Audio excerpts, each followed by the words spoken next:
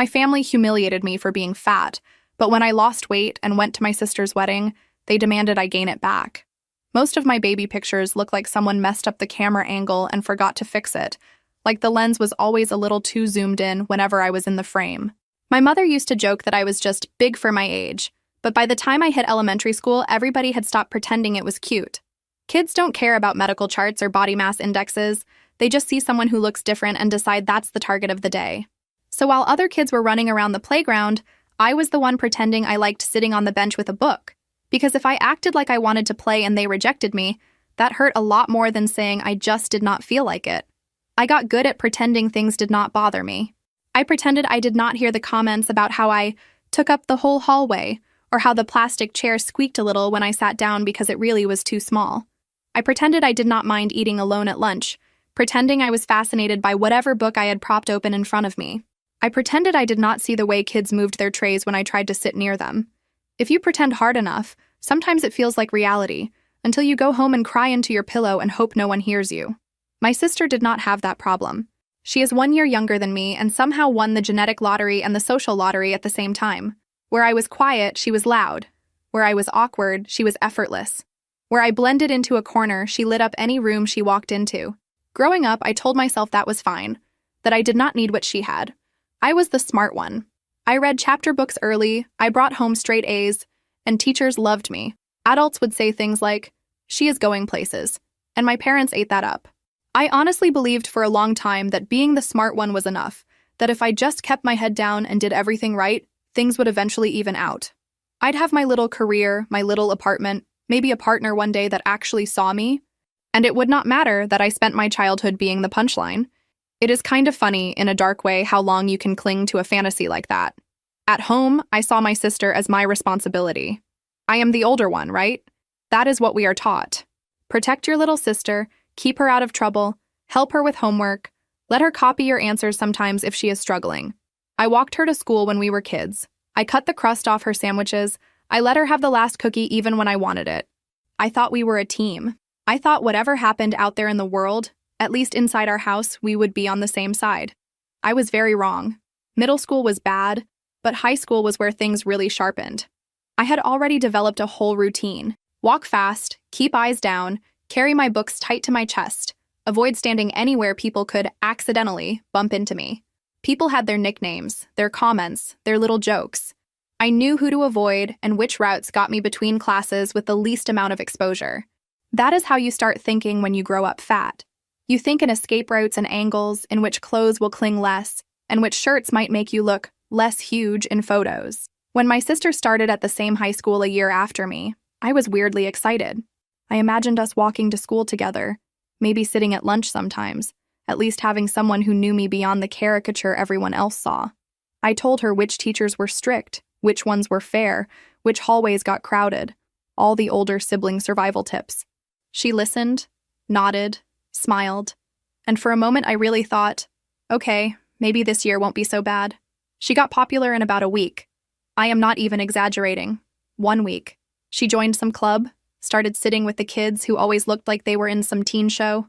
And it was like watching someone slide into a space that had been pre-reserved for them. People leaned in when she talked. They laughed at her stories. They invited her to things. Teachers called on her and smiled too long when she answered, even when she was wrong. I'd walk by and hear my name thrown in there like a footnote, like, "Yeah, my sister is a total brainiac, she gets all the A's," said with this tone that was half proud and half annoyed. At first, she still waved at me in the hall. She'd throw a quick, "Hey," across the lockers, or stop by my table in the cafeteria for a second to grab a fry or complain about homework. But over the next few months, the waves got smaller, the visits got shorter, and then they just stopped. One day I walked into the cafeteria and saw her at the popular table, laughing with some girl who used to moo at me when I walked past, and when our eyes met, she looked away like she did not know me. That one stung. I told myself she just did not see me. Denial is a powerful drug. The thing is, it did not stop at pretending she did not know me. That would have been cruel enough. It escalated in this slow, ugly way that feels obvious in hindsight. I'd hear my nickname, the one the other kids used for me, come out of her mouth when she was standing with her friends near the lockers. My sister is so dramatic. She cries over everything. She is so sensitive. She eats like she is training for a marathon. She literally takes up half the couch. Little digs. dressed up as jokes. One afternoon in the cafeteria, I was carrying this overloaded tray because the lunch lady had piled everything on one side. And as I walked past my sister's table, one of her friends stuck out a foot. It was subtle enough that if you did not know what you were looking at, you'd think it was an accident. I stepped right into it, my ankle twisted, and my tray went flying. Pasta, sauce, milk, everything all over my shirt, my face, the floor. The whole room went quiet for a second, then exploded in laughter. My sister did not help me up. She did not even look horrified. She laughed with them. That sound, the sound of her laughing at me with the others, is something I will never forget. I remember standing there, my hands shaking, my face burning, and thinking, okay, this is it. This is the exact moment something breaks.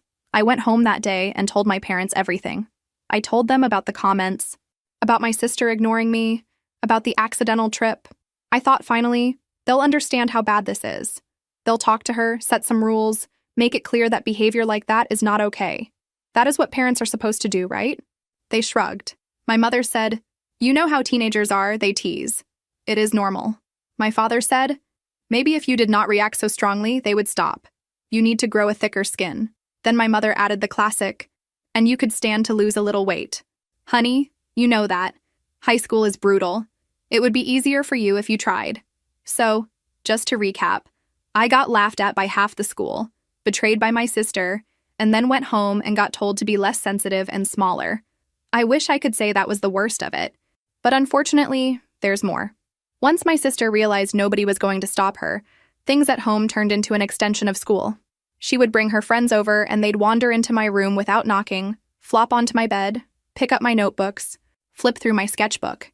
They'd make comments like, "Wow, she really is obsessed with school," or, "Do you think this chair is going to break?" said while staring at me dead in the eye. They'd open my closet and laugh at my clothes, at how many oversized hoodies I had. My room stopped being my safe place and became just another arena where I had to be on guard. I went to my parents again. I told them I did not want her friends in my room. I said they were mean to me. I said they made comments about my body, about my clothes. My mother sighed and told me I was overreacting. "They are just joking. You need to be more chill." My father added that my sister was finally coming out of her shell, finally social, finally normal, and that I should be happy for her instead of jealous. Jealous. That word stuck in my throat like a fishbone. I was not jealous of being laughed at. I was not jealous of being allowed to treat someone else like garbage. I was jealous of her safety, sure, of her not having to calculate every step, of her having space to exist without everyone telling her to shrink. But nobody wanted to hear that nuance. It was easier to paint me as the bitter older sister with a chip on her shoulder. The weird twist in all of this is that while they ignored everything else, my parents loved talking about my grades. They'd show off my report cards to any relative who stood still long enough. "Look at this. Straight A's again. Honor roll every year. We must be doing something right," they'd say, as if my academic performance was a certificate of good parenting. They'd compare my test scores to my sister's right in front of her, and then act shocked when her face tightened and she snapped at me later. I did not connect the dots at the time. I did not see how they were feeding this resentment. I just thought my sister hated me on some deep level I could not fix. Then the sabotage started. Looking back, there were signs.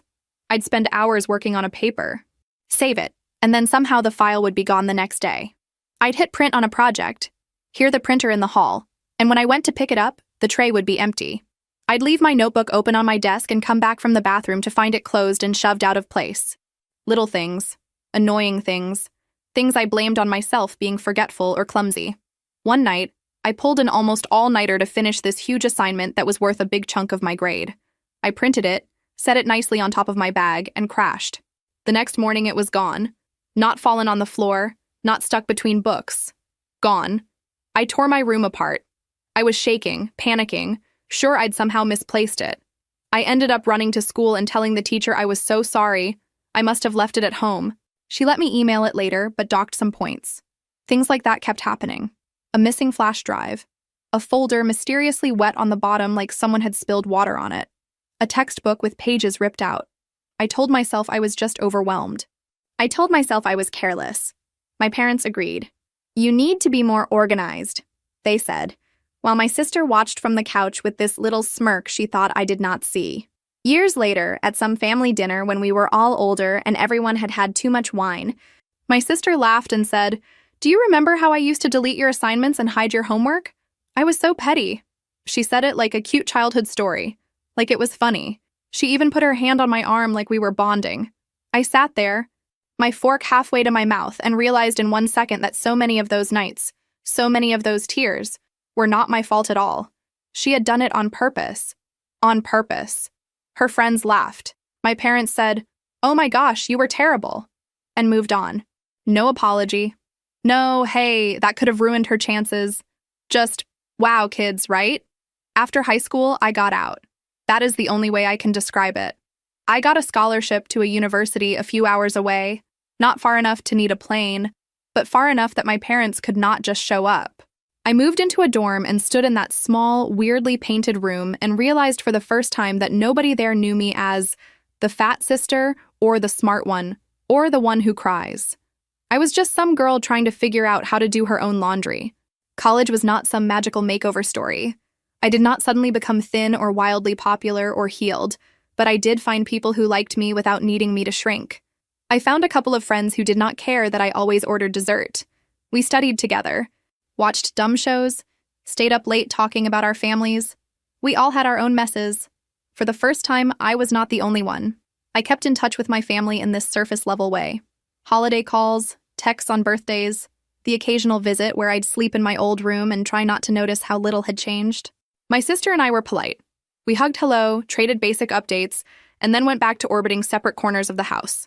I told myself that was enough, that not fighting was the same as peace. After graduation, I ended up in a mid-sized city in another state, working as an office coordinator for a small company that did something with numbers and software that I pretended to understand better than I did. It was not glamorous, but it paid the bills. I had a tiny apartment with creaky floors and loud neighbors, a grocery store down the street, and a routine that belonged only to me. I bought my own furniture, my own dishes, my own bedding that nobody else had ever slept in. That kind of independence is underrated if you come from a house where nothing ever really felt like it belonged to you. I did not go back home much. Distance makes it easier to pretend everything is fine. If you are only talking a few times a year, you can ignore a lot. I knew my parents still honestly believed they had sacrificed everything for us, and that any criticism was ingratitude. I knew my sister was still the social sun they orbited around. I focused on my little life instead. Then, last summer, my mother called me and said, "You have not visited in so long. We miss you. Why do you stay away?" She said it like I was the one breaking something. I heard myself say, "Okay, I will come down for a weekend." Part of me was curious. Part of me was tired of feeling like the ghost daughter. When I pulled into the driveway of the house I grew up in, everything looked the same. Same paint. Same crack in the front step they always promised to fix. Same flower pots my mother rotated seasonally like she was changing outfits on the house. Walking through the front door felt like stepping onto an old set. My room still had the same faded posters and the same dent on the side of the bed from when I sat in the exact same spot for years. They did the full reunion performance. My mother hugged me a little too tight. My father clapped me on the shoulder and asked about work. My sister came in from the kitchen with a dramatic, "Look who finally decided to show up." I laughed and hugged her and tried not to think about cafeteria floors and spilled milk. We sat down for lunch and it was almost nice. For a while, it was just random updates. My father's back pain, my mother's neighbor who was always in everyone's business, my sister's job at some boutique place in town. I talked a bit about my office, my coworkers, the fact that I had finally learned to make a decent stir-fry. We were all pretending to be normal. Then my sister cleared her throat and said, "So, I have an announcement." She held up her left hand, and there it was, this shiny ring that caught the light like it was trying to blind everyone. My mother gasped. My father said, "Well, I will be." My sister grinned and said she was engaged. Apparently she had met him at some community event they had been dating for a while, and now he had proposed in some romantic way involving candles and a speech. Everyone erupted into congratulations. There was hugging and squealing and the usual, "let me see the ring again" moments. I smiled and told her I was happy for her, because that is what you are supposed to say. And honestly, some part of me meant it. I do not hate her, I just do not trust her. After the initial excitement, my mother turned to me and said, "And what about you? Are you seeing anyone?" That question always comes with an edge when you are in your late 20s and single. I shrugged and said not really, that I was focusing on work and myself. My sister jumped in with a laugh. "Of course she is not, Mom. She barely leaves her apartment. She is married to her job and her takeout. There was this little pause. Then my father added, "We do worry about you. You know, your sister is settling down, starting a family one day. You are still—" He trailed off and looked pointedly at my body. He did not have to say it. The implication was loud enough. My mother sighed and did that thing where she pretends she is being loving while twisting the knife. "We just want you to be healthy, honey. It is just, you have put on even more weight since we saw you. It is not good for you. And men can be shallow. You know that." I felt my face heat up. I said I was fine. I said my doctor was fine with my numbers. I said I was doing my best. They nodded in that way. That means they do not believe you. My sister looked at me over her glass of iced tea and said, "Honestly, if you are happy, then whatever. But like, with the wedding and all, you might want to think about how you are going to look in the pictures." She said it so casually, like she was discussing the weather. That is how the rules started. First it was, "We are going for a very specific aesthetic, you know, for the wedding album. So you cannot wear certain colors because they will clash with the palette." Okay, fine. I could live without wearing certain colors. Then it was, "We really cannot accommodate +1s for everyone. The guest list is already tight, so it will be family only, no partners." Except I found out later that several of her friends were bringing dates, and even a couple of cousins were allowed to bring their partners. When I asked my mother about that, she said, "Well, that is different. They are already in long-term relationships." Translation: Your hypothetical person is not real enough to deserve a chair. Then my mother, in that late afternoon kitchen tone she uses when she is pretending to be reasonable, said, "And maybe, just think about it. You could use this as a goal, you know? To slim down a bit before the wedding, so you feel better in the pictures. We could even help. Your father and I would feel so much better knowing you are taking your health seriously." It felt less like they were worried about my arteries and more like they were worried I'd ruin the aesthetic. My sister did not even pretend. "Yeah," she said, leaning on the counter. "I mean, bridesmaids and family are kind of the frame around the main picture. You do not want the frame to be all off, you know?" She laughed at her own joke. I did not. "At some point," my mother casually said, "and maybe for the ceremony, it might make sense if you sit a little further back, not in the front row, so the focus is really on the couple.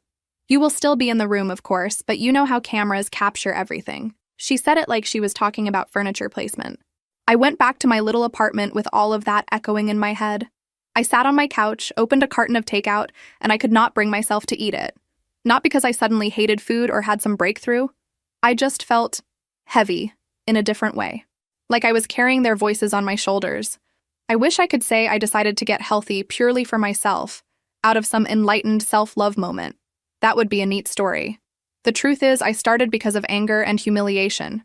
I looked up gyms in my area, called one, and signed up for a membership I could barely afford. I bought sneakers that did not make my knees hurt as much. I booked a session with a trainer named Lena, who had this no-nonsense vibe and arms that looked like she could lift a car. Our first session, I almost passed out. I was red, sweaty, gasping, and deeply aware of how ridiculous I must look. There were mirrors everywhere, which felt like a personal attack. People moved around me, lifting, running, chatting, like this was just another day. I wanted to disappear. Instead, I kept showing up. It was not some straight line. There were weeks where the scale barely moved and weeks where I felt like I was dragging a tired, sore body through wet cement. I sprained my knee once stepping off a treadmill wrong and had to ice it on my couch while my phone pinged with texts from my mother about dress sizes and theme colors. I cried in my car more times than I want to admit after a bad workout or a rough day, feeling like maybe they were right. Maybe I was just meant to be the big, embarrassing background character forever. Lena did not do the whole no pain, no gain nonsense. She said things like, "You are here, that is what matters," and "You are stronger than you think, but you do not have to destroy yourself to prove that." One day when I was ranting about my family and the wedding and how they basically told me I was not fit to be seen, she listened quietly and then said, "You know you are allowed to want this for you and not for them, right?" I shrugged. She said, "Maybe it starts with them, but it does not have to stay with them." Somewhere along the way, the focus started to shift. I noticed I could climb stairs without feeling like my lungs were on fire.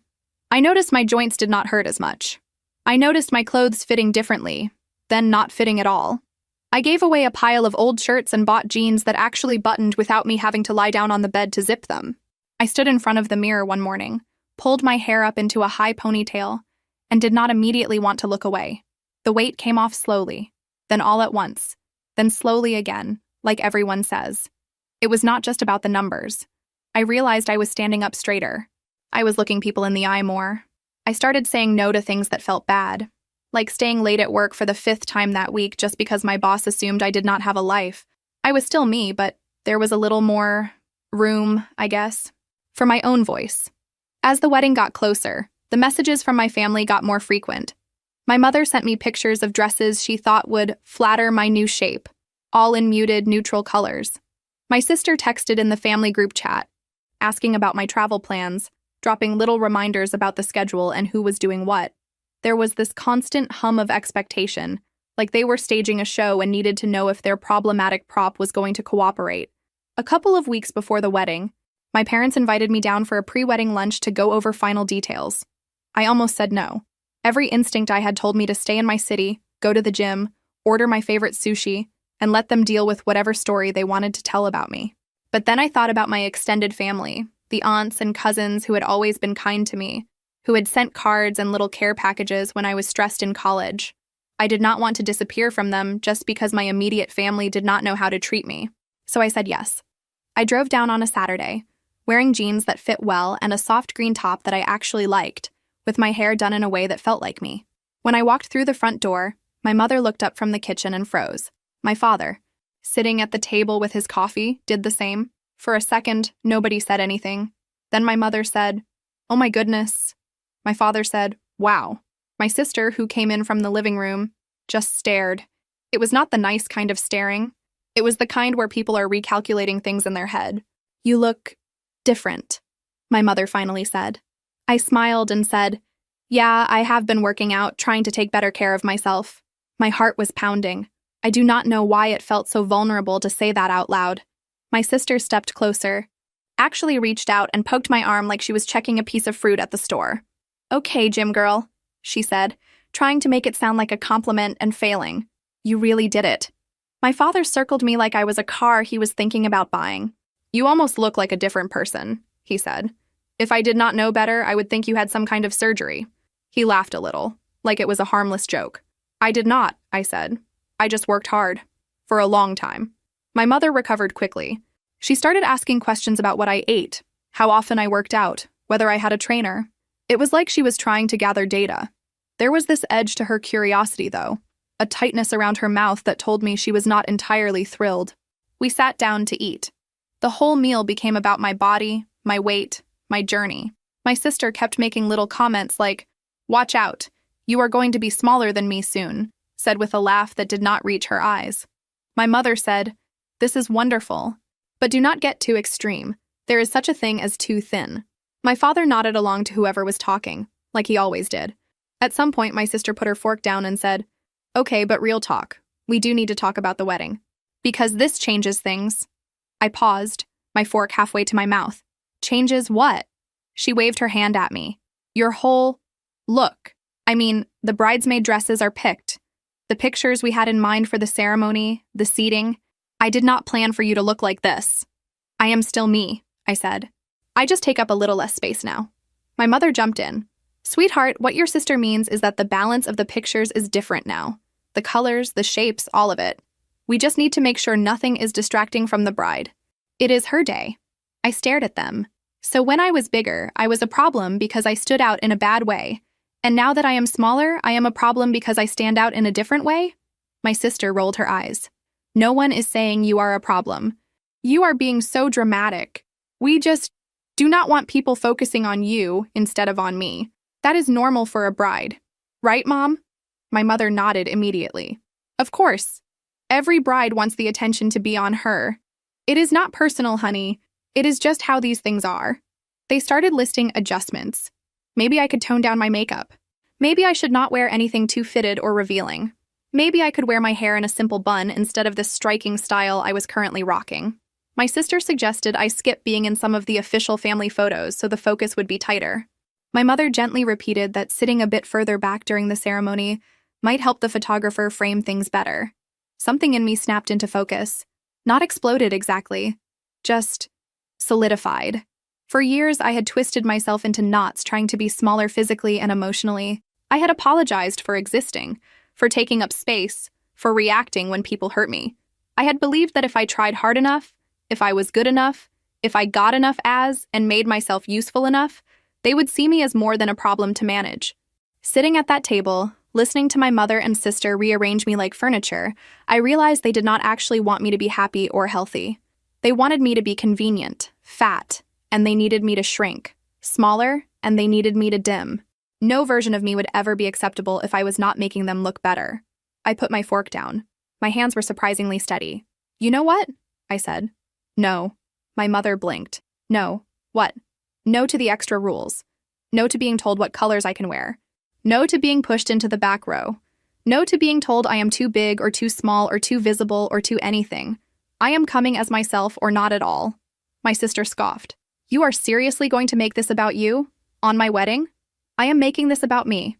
On my life," I said. "I have spent my entire life shrinking and apologizing and letting you all treat me like a problem instead of a person. I am done." My mother gave me that tight smile that meant she was about to say something awful dressed as concern. "We just want what is best for you, honey. You know we love you. It is not our fault if you are so sensitive you take everything the wrong way." I laughed. It came out a little harsher than I intended. "You do not love me.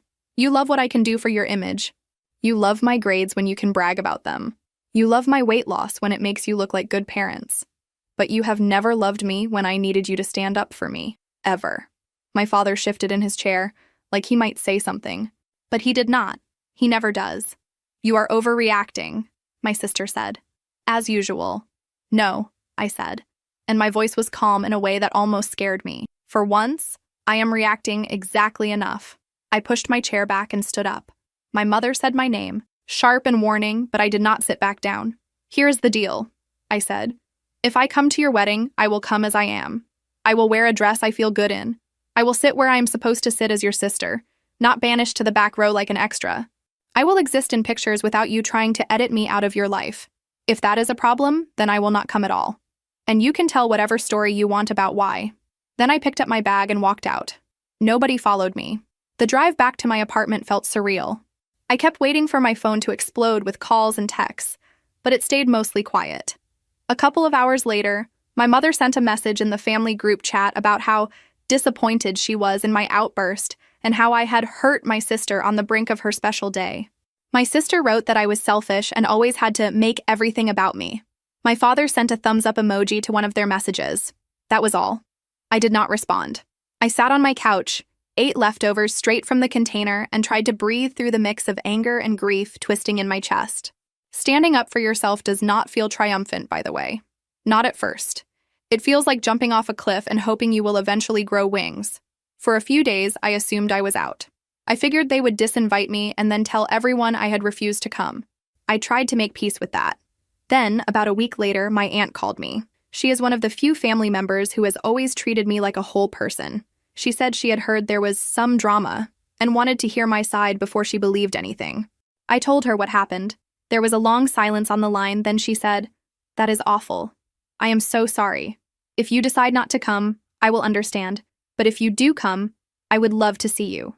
That conversation changed something. I realized that my parents did not own the entire story of my life. I had relationships that existed outside of their control. If I stayed away, my mother would absolutely use that as proof that I was the difficult one, the bitter one, the ungrateful one. If I went on my own terms, I could at least show myself and the people who actually cared that I was more than whatever awful narrative they were spinning. So I went. On the day of the wedding, I put on a deep blue dress that fit well and made me feel strong rather than small. It had sleeves, it was not too short, and it absolutely did not blend into the background. I did my hair the way I liked it, added simple jewelry, and looked at myself in the mirror. For the first time going to a family event, I did not see a problem to manage. I saw a person who had survived a lot and was still standing. Walking into the venue felt like walking into one of those dreams where everyone turns to look at you. People did stare, but not in the horrified way I had once imagined. Some of my cousins smiled and waved. My aunt practically ran over to hug me, telling me I looked incredible and that she was proud of me. A couple of relatives I had not seen in forever said they almost did not recognize me, but in a good way. My mother approached me with that tight smile again. She reached for my necklace like she was about to adjust it, maybe to fix something. I stepped back. "Please do not touch me," I said quietly. Her eyes widened. There were people around us, watching. She dropped her hand and said, "You look very different," like it was an accusation. "Thank you," I said, and walked past her to talk to my aunt. During the ceremony, I sat where the siblings were supposed to sit. No one physically dragged me to the back row, so that was progress, I guess. I watched my sister walk down the aisle in her dress, surrounded by the exact aesthetic she wanted, and I felt this weird mix of sadness and distance. She looked beautiful. I will not pretend she did not. She also looked like a stranger to me in that moment. At the reception, I made a conscious decision not to orbit my immediate family. I found my cousins, danced with them, caught up on their lives. I talked to people who remembered me from when I was little and told funny stories that did not involve humiliating me. I ate cake without apologizing for it. I laughed, genuinely, in pockets of the night that had nothing to do with the bride and groom. I finally met the groom properly. We had been introduced quickly earlier, but now he came over to where I was standing with a drink in his hand and did the whole charming small talk thing. He asked about my job, my city, whether I was seeing anyone. It was all very surface level. I did not get a great vibe, but I also did not have the energy to analyze him deeply. I kept it polite and moved on. Eventually, the night ended. I drove back to my hotel, kicked off my shoes, and lay there staring at the ceiling, feeling a strange kind of relief. I had shown up on my own terms. I had refused to be rearranged. It did not fix anything with my family, but it did something in me that I needed. A few days later, I got a message on a social media app from a username I did not recognize at first. When I clicked it, my stomach dropped. It was the groom. He started with, "Hey, it is me, from the wedding. Hope you do not mind me reaching out." Then it turned into, "You looked amazing the other night. And there is something kind of hot about that whole rivalry you have with your sister." He said he had always been curious about what it would be like to be with the other sister, like I was some alternate flavor on a menu. I just stared at my phone. My first reaction was disgust. My second was this cold, familiar realization. Of course. Of course the man my family had put on a pedestal was texting me behind my sister's back, turning our pain into something exciting. He kept going. "I feel like you get me in a way she does not," he wrote, which was laughable because we had barely spoken. "We should meet up sometime just to talk. No one has to know." He added a winking emoji because of course he did. I did not answer. I took screenshots of every message. Then I blocked him. I wish I could say I marched over to my parents' house and showed them right away, but I did not. I was tired. So tired. Tired of being the one who blew things up by telling the truth. Tired of being the messenger everyone hated. So I saved the evidence and went on with my life as much as I could. Over the next few months, my contact with my family shrank even more. My mother sent occasional group texts with photos of my sister and her new husband doing cute newlywed things. "They are so happy," she wrote once, like she was daring me to contradict her. I did not. Then, about 7 months after the wedding, my phone rang on a random Tuesday night. It was my mother. I almost let it go to voicemail, but curiosity got the better of me. When I answered, she sounded frantic. "She is back home," she said without even saying hello. "Your sister, she moved back in. He cheated on her. Can you believe it? After everything we did for that boy." I closed my eyes. Of course he did. "I am sorry she is hurting," I said. And I meant that. No matter how much damage she had done to me, I did not wish this particular pain on her. My mother launched into a whole rant about how men are pigs, how no one appreciates commitment anymore, how my sister had sacrificed so much, and had been humiliated. Then she said, "And the worst part is, he said some of the messages were with you. Do you know anything about that?" There it was. The angle. Somehow, even with a cheating husband, they had still managed to find a way to drag my name into it. I took a breath. "Yes," I said. "I do." My mother went silent. "You do?" "He messaged me a few days after the wedding," I said. "He said inappropriate things about you and her and the rivalry between us." I did not respond. I blocked him. I have screenshots. I did not say anything because I knew how you would react. "Which, by the way, you are proving right now." My mother sputtered. "How dare you keep that from us? If you had told us, maybe this would not have gotten so far." "Are you serious?" I asked. "The first thing you did just now was ask if I had something to do with this. Not if I was okay. Not if I needed support after being hit on by my brother-in-law, but whether I was part of the problem. You have never believed me when I told you I was being hurt. Why would I trust you with this?" She started crying. Real or not, I was too tired to tell. "Your sister is devastated," she said. She is saying all kinds of things. She says you must have encouraged him, that you always wanted what she has. You need to come home and help fix this. I laughed again, that same harsh sound from the pre-wedding lunch. No, I said. I do not need to do that. My mother's voice went cold. So you are just going to let your sister suffer? She is suffering because her husband is a cheater, I said. Not because I existed in the same room as him. Not because I refused to be erased from your photos. Not because I did not get on board with your aesthetic. She is suffering because she married someone who saw her and her sister as interchangeable toys. I opened my laptop. While my mother was still on the line, I pulled up the screenshots I had saved and forwarded them to her, to my father and to my sister in a group message. Every word he had written to me, every cheap little line about secret meetings and the other sister, all time stamped from days after the wedding. There, I said into the phone. Now you have the truth. Do whatever you want with it. My mother started saying my name, that scolding tone again, but I hung up. Messages started coming in almost immediately. My father wrote, I had no idea. My mother sent a long paragraph about how complicated feelings are, and how I should have told them earlier, and how this was all such a mess. My sister, after about an hour, sent one line. Stay away from me. I stared at that message for a long time. Then I turned my phone off. In the weeks that followed, I heard through the grapevine that my sister's marriage had imploded completely. There were other women, not just me. He had been messaging people from work, from the gym, from random apps. It was a whole pattern. She moved back in with my parents, who now had to deal with the reality that the golden couple they had invested so much in was a disaster. Some relatives reached out to me quietly, saying they were sorry, saying they believed me, saying they had always thought something was off. My parents tried a few times to pull me back into the old role. They sent messages about how family is all we have, and how I should not turn my back on them in this dark time. They tried to guilt me into driving down, into being a shoulder to cry on for a sister who had happily watched me drown for years.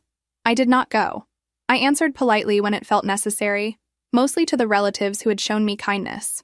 I sent one message to my parents saying, I hope you are taking care of yourselves. I cannot be the one to fix this. I need distance. Then I muted the group chat. People talk about going no contact like it is flipping a switch, but it is more like slowly turning down the volume on a song that has been stuck in your head your whole life. Sometimes it creeps back in. Sometimes you hear a line and your chest tightens, but over time it gets quieter. I still live in my little apartment with the creaky floors. I still go to the same gym. I still text Lena when I hit a new personal best on something small, like being able to do more push-ups than I could 6 months ago. I still have days where I look in the mirror and see that lonely teenager in the cafeteria covered in spilled lunch, wanting to disappear. But I also have days where I look in the mirror and see someone else layered on top of her, someone who walked out of a house where nobody clapped when she stood up for herself, someone who chose herself anyway. My relationship with my body is still complicated. Some days I miss the old armor of being bigger, as twisted as that sounds. There was a strange safety in being invisible because people were too busy laughing to look close.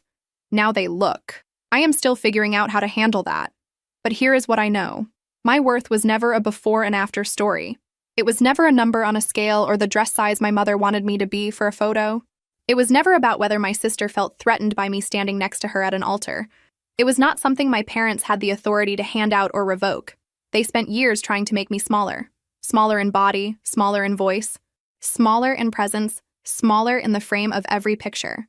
I thought losing weight would finally make me fit into the space they had for me. Instead, it showed me that the space they were offering was too small for who I actually am. So I stepped out of the frame. And honestly, for the first time in my life, I am starting to feel like there is enough room to breathe, to be angry when I need to be soft when I want to be, to take up exactly as much space as I do without apologizing for it. I do not know if my parents will ever understand that. I do not know if my sister will ever forgive me for not collapsing into the role she expects. But I am finally done waiting for them to change before I start living like I deserve better. That is the part nobody tells you about setting boundaries with family. It is not about punishing them. It is about giving yourself a chance to exist without constantly being edited. And if that means I am the villain in their version of the story, well, they were never very good at telling mine anyway. After I turned my phone back on a few weeks later, there were more messages waiting that I pretended not to see for a while. My mother had sent a long one about how no family is perfect and how they had made mistakes, but that shutting them out wasn't healthy. My father sent something shorter about how he wished we could go back to how things were, as if How things were hadn't been a slow-motion demolition of my self-worth. My sister hadn't written anything else after that "stay away from me," which honestly told me everything I needed to know. I thought about answering. I sat there with my fingers hovering over the screen, half composing 100 different responses in my head. The polite one, the rage-filled one, the sarcastic one, the therapist-approved one. In the end, I did not send any of them. I put my phone face down on the table and decided that silence, for once, could be my answer. Silence gets interpreted however people want, by the way. In my parents' version, I am sure it turned into proof that I am cold and heartless and ungrateful. In mine, it was the first time I had ever refused to step onto the stage they built and read the lines they handed me. It felt weird and empty and shaky, but it also felt strangely honest. Around that time, I finally dragged myself to therapy. Not the casual, I should probably go one day kind of thought. Real, actual therapy, with an actual person sitting across from me in a small office with a box of tissues in the middle of the table like a warning label. I found her through a general search, went through the list, picked a name at random, and almost canceled 3 times before my first appointment. She asked why I was there, and I instantly thought, "How much time do you have?" Out loud, I said something like, "My family is a mess, and I think I spent my entire life believing it was my job to fix them." Then I laughed to fill the silence, because that is what I do when I feel exposed. She did not laugh. She just nodded and said, "Tell me about them." So I did. I dumped out cafeteria floors, missing homework, wedding rules, text messages from my sister's husband, all of it in this tangled story that had no neat beginning or end. Every time I paused to apologize for talking too much or for sounding dramatic, she shook her head and said, "You do not have to apologize. This is your space." Nobody had ever said that to me before. Not really. Not without some unspoken condition attached. We talked about boundaries, obviously. Therapists love that word. I always thought boundaries meant screaming at people and cutting them off forever. Dramatic movie scene style. Turns out, a lot of the time, it is boring. It is not responding to a text right away. It is changing the subject when someone tries to drag you into gossip you do not want. It is saying, "I am not available," and not writing a 4-paragraph explanation filled with apologies. We also talked about the word jealous, because that one still stuck to my ribs. My therapist asked what it meant to me when my parents accused me of being jealous of my sister. I told her it felt like they were calling me petty and small for wanting basic respect. She nodded and said, "Maybe you were jealous sometimes. That is human. But jealous of what? Her ability to hurt you without consequences. That is not the same as wanting what she had." I sat there and stared at the fake plant in the corner because looking at her felt too intense. "I think I was jealous of how safe she seemed," I said slowly. Like the world had a softer spot for her to land. Like she could mess up and someone would always rush to defend her. And if I got hurt, it was somehow my own fault. Saying that out loud hurt in a way that was almost physical. But once the words were out, I could not take them back. And there was something weirdly freeing about that. Meanwhile, life kept happening outside of my little emotional earthquake. My job did not pause just because I was busy unpacking my childhood in a therapist's office. I still had invoices to process, emails to answer, an office kitchen to clean when everyone else mysteriously forgot how sponges worked. My boss still dropped urgent tasks on my desk at 4:45 in the afternoon like time was a suggestion. The difference was that I started pushing back, just a little. When my boss asked if I could stay late again, just this once for the 4th time in 2 weeks, I said, "I can help for 30 minutes, but I do have plans after that." My plans were going home, eating leftovers and staring at the wall, but that still counted. He blinked like no one had ever said no to him in a full sentence before, then said, "Okay, that works." Tiny boundary, tiny win. It felt better than it should have. My coworkers noticed the changes before I did.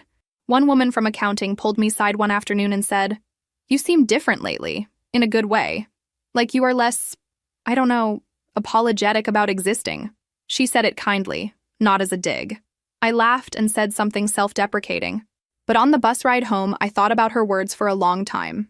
That is the weird thing about changing your life. From the inside, it feels like chaos and overthinking and therapy homework.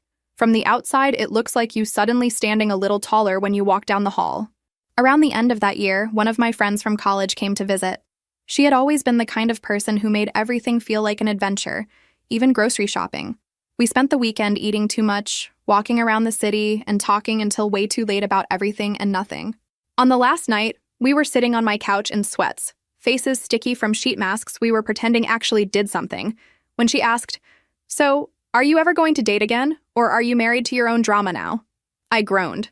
Why would I introduce a new person into this mess? I just got a tiny bit of peace. She laughed. You also deserve to be loved by someone who is not constantly keeping score in their head. You know that, right? I made some smart comment about my therapist paying her to say that. But the question stuck. I would see couples at the grocery store arguing about cereal in that domestic, annoying way. And instead of rolling my eyes, I started thinking, what if I could have a boring fight about cereal one day instead of another screaming match about who ruined which family event? So I made the classic modern mistake. I downloaded an app.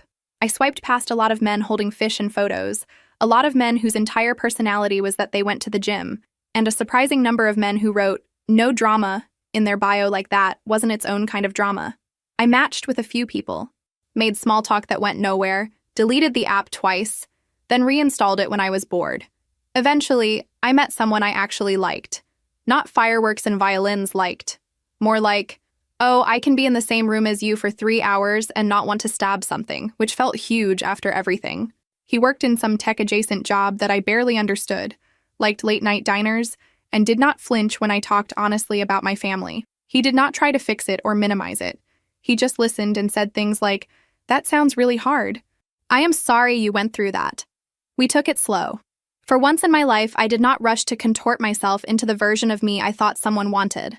I let him see me tired, see me angry, see me quiet. I let myself enjoy small, normal things, like watching a movie on his couch while our legs touched, or going grocery shopping together and arguing about which pasta sauce was better.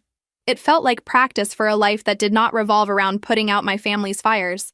I did not introduce him to my parents. I did not even tell them he existed. That felt petty at first, like I was withholding something on purpose. Then I realized it was not about punishing them. It was about protecting myself. Every time I had given them access to something that mattered to me, they had found a way to use it as leverage or ammunition. This time, I kept something for myself. My therapist called that breaking the pattern. I called it not letting them ruin this too. Both descriptions were accurate. Holidays used to be the worst time of year for me. They were when my mother's guilt speeches got longer, and the group messages got more aggressive about my absence. That year, I spent the winter holidays with my friend from college and her extended friend group instead. We did a potluck dinner. Someone brought a sweet potato casserole that could have solved world peace. We played card games and got into loud debates about which cheesy movies were secretly good. At some point in the evening, I realized I had not checked my phone in hours. It was sitting on the counter, face down, probably full of messages I would eventually have to read.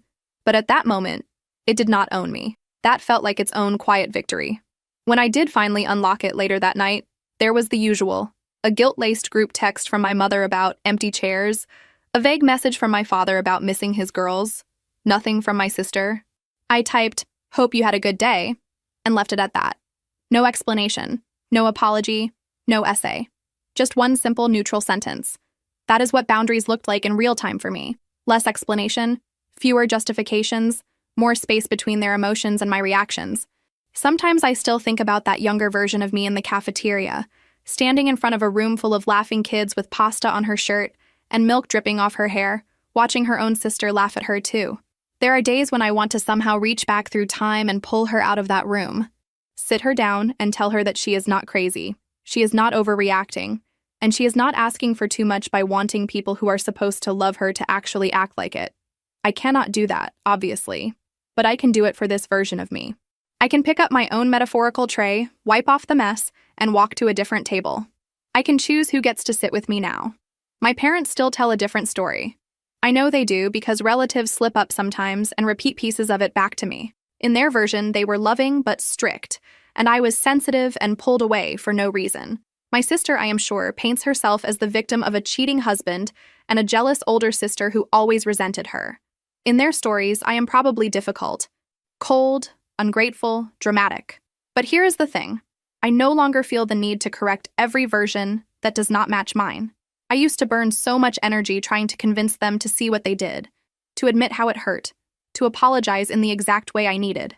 I could spend the rest of my life cross-examining them like a lawyer and still never get the verdict I want. So instead, I built a different life. One where my worth is not measured in how well I play the supporting role in someone else's story. One where my body is not a problem to fix for pictures. One where my voice is not classified as too much every time I use it to say, "That hurt," or "I deserve better," or "No." I still go to therapy. I still mess up my boundaries sometimes and answer texts I should have ignored or agree to calls I do not actually want to have. I still have dreams where I am back at that wedding, except this time I am in sweatpants and everybody is staring, or dreams where I show my parents the screenshots and they laugh and tell me I am making a big deal out of nothing. Trauma has a long memory. It does not disappear just because you finally walked out of the room. But on the mornings after those dreams, I get up, put on my gym clothes, and go see Lena. I lift weights that once scared me. I focus on what my body can do instead of what other people think it looks like. I text my friend from college stupid memes. I curl up on the couch with the man who chooses me without needing me to be smaller for him to feel bigger. I sit in my little apartment with the creaky floors and the wobbly table, and the plants I am somehow managing to keep alive. And I think, this is mine. All of this is mine. My family will probably never understand why I stepped away. They will keep telling their version of the story at holidays and backyard gatherings, and in that story I will be the ungrateful daughter who got too big for her place and walked out when they had done so much for her. Maybe some people will believe them. Maybe some will quietly wonder what really happened. That is not my job to manage. My job now is to take up the space that always belonged to me, to walk into rooms without planning escape routes in my head, to speak without rehearsing every sentence 12 times to make sure nobody can twist it, to sit in pictures without worrying if my arm looks too big, to build a life where the main requirement for staying in it is not that you feel superior to me, but that you are capable of treating me like a person. They spent so many years trying to crop me out of their perfect family portrait. I used to think my only options were to squeeze myself into the frame the way they wanted or disappear entirely. It turns out there was a third option the whole time. I could make my own picture. It does not hang on their wall. It does not get passed around at reunions. It lives in the quiet, ordinary moments of my days now.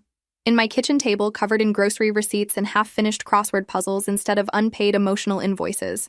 In the texts from friends who check on me because they want to, not because they are keeping score. In the way I can look at myself in the mirror and see more than just the girl who is always too much and not enough at the same time. They do not have to approve of it. They do not even have to see it. For once, it is not for them. It is for me.